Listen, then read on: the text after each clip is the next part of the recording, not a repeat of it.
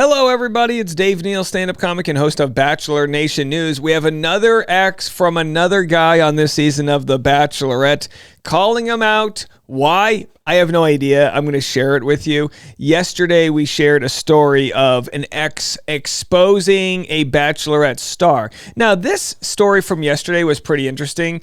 She seemed really sweet, and the guy seems to have led her on and all of this stuff, but very different from today. Today's story is a different lady calling out a different contestant. This contestant, what's his name again? We'll figure it out. Either way, I'm going to share what was said, so let's jump right into it. Here's her TikTok. It's titled, "What do you do when your toxic ex-boyfriend is on The Bachelorette and people want tea?" Well, you make a decision. That decision being, do I expose T and bring myself into the pretty toxic world of Bachelor Nation? Her ex is named Thomas. Here he was, I guess in the last episode, coming into, very huffy and puffy with his turtleneck. He looks like he's about to present the new iPhone 15, but that's not what he's doing. Hey, let me talk to you for a second, big man. He says, "Hey, let me talk to you for a second, big man." And then he touches Devin. Oh, boy, you can't be touching people without their consent. Yesterday and said, hey, you guys get first. I didn't say get first. No, I didn't. All right, so he's he really is a character, this guy, just by his outfit. He's a funny looking guy, and they go on and on. Like me to stand in line. Like what does that even mean? Nine. So he wants, Thomas wants the dates to be more socialized. Everyone gets an equal percentage. But the truth is, Bachelor is more capitalistic, which means Devin can cut the line if he wants, because there are really no rules against that. So anyhow, that catches you up on this season. So let's go to the TikToker.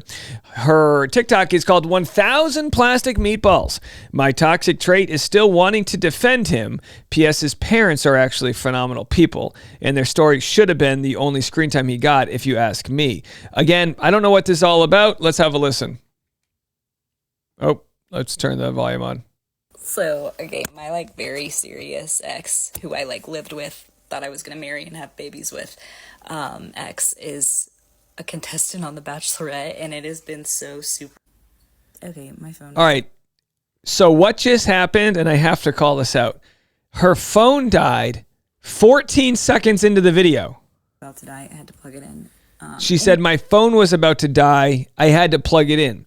So now hold on, I'm not Gen Z. I don't know what the Gen Z people are doing here, but I've made a few TikToks in my day. Rather than restart the video and make a clean video, she opted to save the first 14 seconds of the video. Well, for you guys, I'm going to replay it. How bizarre. That's the most interesting part of this whole video, is that she didn't just redo it. She saved it.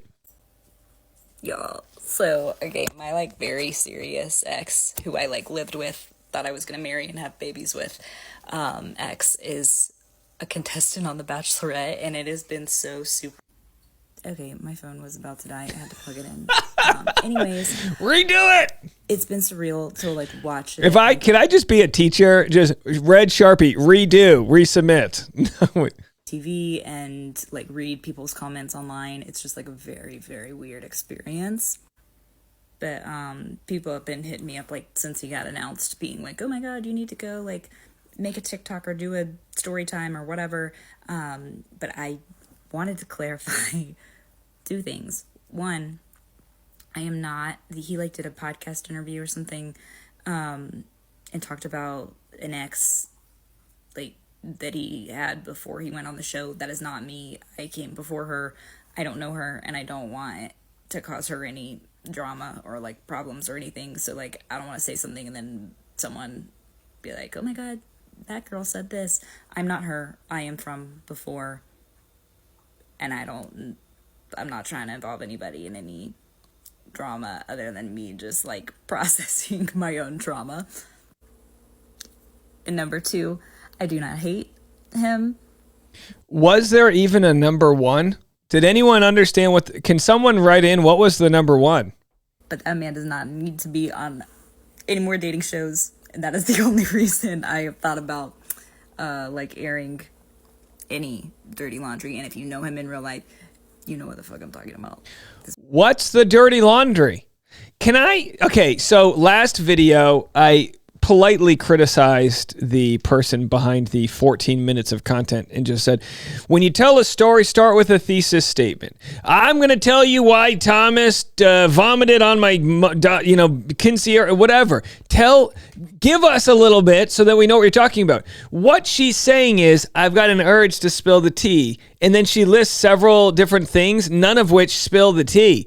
Can we get, I'd like to go back to the glory days a year ago where people actually exposed people for any good reasons. Is anyone hungry for lunch? Motion to eat a nothing burger. This man is messy as hell. He's like, I'm sure he's got a good heart, but I'm not making shit up. I don't know that. She goes, I'm not making shit up. I'm sorry, 1,000 plastic meatballs. I have no idea if you're making or not making anything up. You didn't not only not cite sources, you didn't give any content worth citing. And then you say, boy, he's messy as hell. The only messy thing right now is this TikTok. So let's see if there's anything else that happened after that. I guess that here's a reply. Is this one? Let's see. Oh my God. Oh man, the way I want to know, who is it? Is it real? So here we have, I guess, a carousel of photos. Replying to Alex, I'm a nobody, so watching has been a very surreal experience so far. I was actually going to be hashtag Team Thomas, but then I got blocked before the premiere. So shrugged face. Okay, well that speaks wonders. So she was on his side until he blocked her, and now she wants to kind of smear him. So there's Thomas, and he said, hey, guess what? Back in February. She said, what? He said, I'm doing a final interview to be on the next season of The Bachelorette. LOL. She said, okay, but why the F would you tell me this? He said, so you can cheer for me. She said, I hate you. He laughed at that. And then she said, I hope you find love, but you better not talk trash about me. He said, I will never. Who knows if they'll pick me? Well, they did. Is there anything else she wants to share with the class? Oh, hell. I don't know. Is there any, I don't know if it's going to let me go through this or not. People tag Zachary Reality there to get all the tea. This tells me so much, LOL. Why would my ex be texting me this unless he just wanted attention? I don't know. I don't know. The fact that they are even on texting terms shows me it's not that serious. So anyway, trying to see if there's anything else going on here. I thought she responded to someone else's question. So that got 9. Oh, here it is. She pinned it. Pics together or it didn't happen. I can't reply to everyone right now, and I'm still deciding how much I want to share. It's not even pics or it didn't happen. What happened? I'm not here begging for tea. I'm not here begging for her to destroy somebody. I'm just saying, what did she even do? What did he do? What's going on? Because I do still try to defend him. If you try to defend him, why would you introduce that he's toxic and messy? And to people who know the background on everything, but I can at least do this. Give me a sec. All right, so now she's going to post, I'm guessing, happy photos with him? The easiest way was to do a screen recording of my archived Instagram posts, just to quickly but sufficiently show that I'm not making shit up. I'm very sentimental, so I can't delete anything ever, so all of these are archived. So he's such a toxic guy that she's archived her lovely photos with him. By the way, I've never craved a nice cold Corona more than I am right now. Maybe by the way, this would be great marketing if this was all just to sell Coronas. He was so toxic the way he... My ex was on The Bachelor. He was so toxic the way he drank a Bud Light lime. So thirsty, the lime quenched my... Okay. But you can very obviously tell he was a huge part of my life, and he is someone I still care about. But there's us living together. But I care about him, and I don't Do you care about telling a good story? like ruin his life or anything. Oh yeah, the picture in his promo of his I don't want to ruin his life. I just want to let you guys know he's not fit to be on The Bachelorette. Honey, this isn't an audition for the next pope.